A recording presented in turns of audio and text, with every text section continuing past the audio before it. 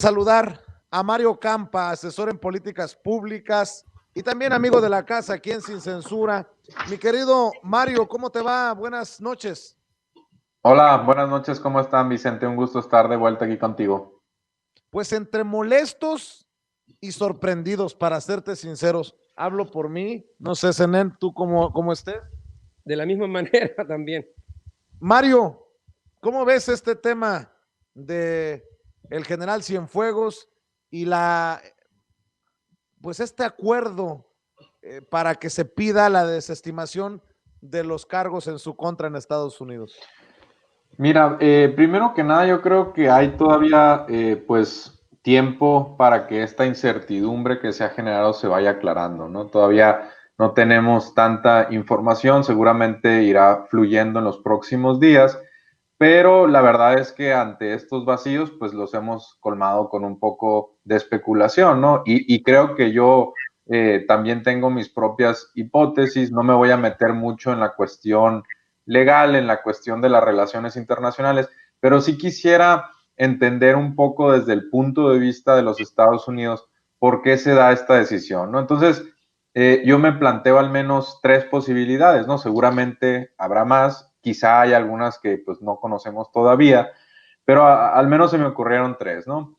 La primera es que posterior al clima electoral que ha venido en los Estados Unidos, donde pues hay un clima tenso, también incertidumbre allá ante si Donald Trump va a aceptar los resultados, si esto se va a prolongar en las cortes, y es posible que no esté en las condiciones para seguir con el juicio. Esa es una, ¿no? Esa es una hipótesis.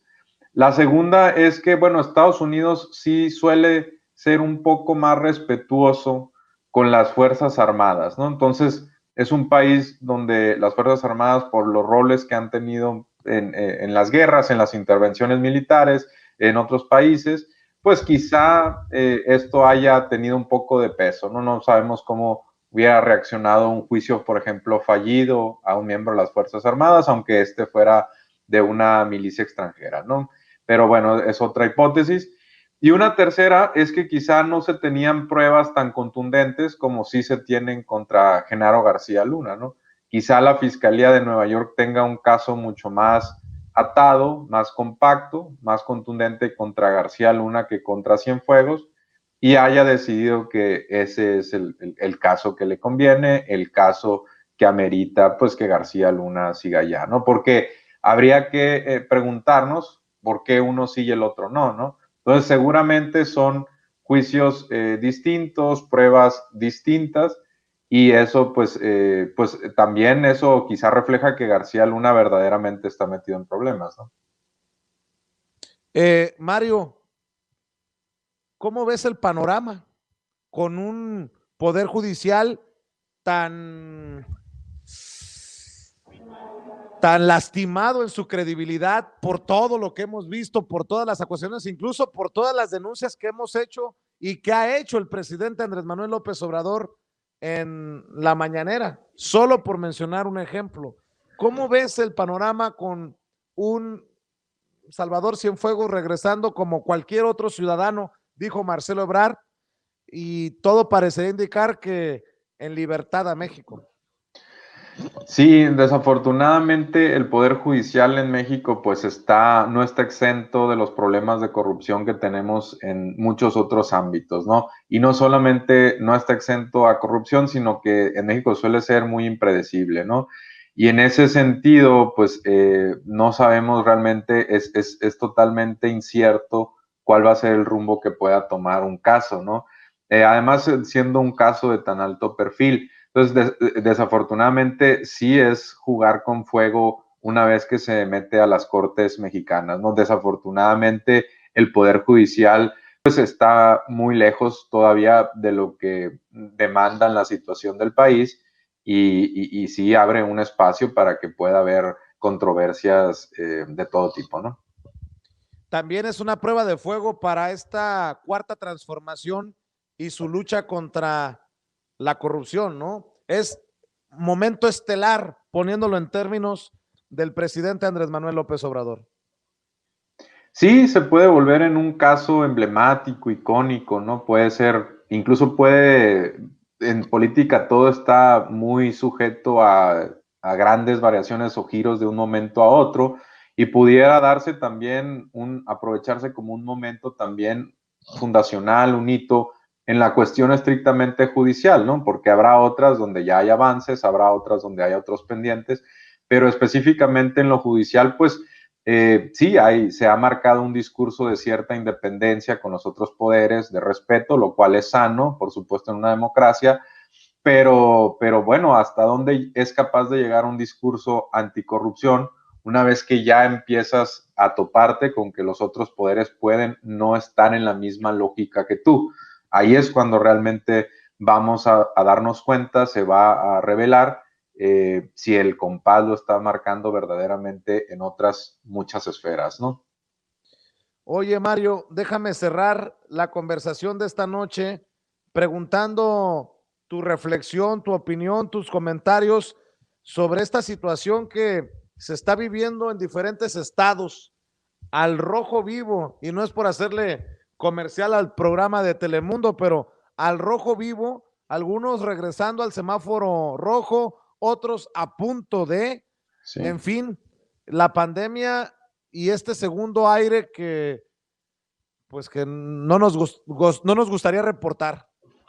No, fíjate, a mí me preocupa particularmente el caso de Chihuahua, porque en los últimos 15 días, incluso podríamos irnos un poco más atrás, 3, 4 semanas, Chihuahua está teniendo la mortalidad más alta del país, ¿no? Por cada 100,000 habitantes, donde está más concentrada es en Chihuahua. El número el porcentaje de ocupación en sus hospitales COVID andaba rondando el 80%, es decir, tenían 20% de vacantes que seguramente en algún momento y en ciertos hospitales andaba en 100%, ¿no? La ocupación.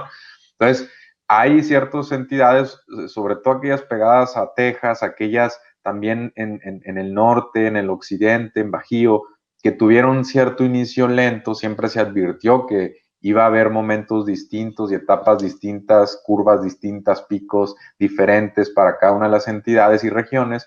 Y sí, evidentemente que hayan empezado un poco lento, no las exoneraba de que en algún momento tuvieran este tipo de nuevas olas, ¿no? O de nuevos rebrotes. Entonces Chihuahua ahora vemos que está en una situación complicada.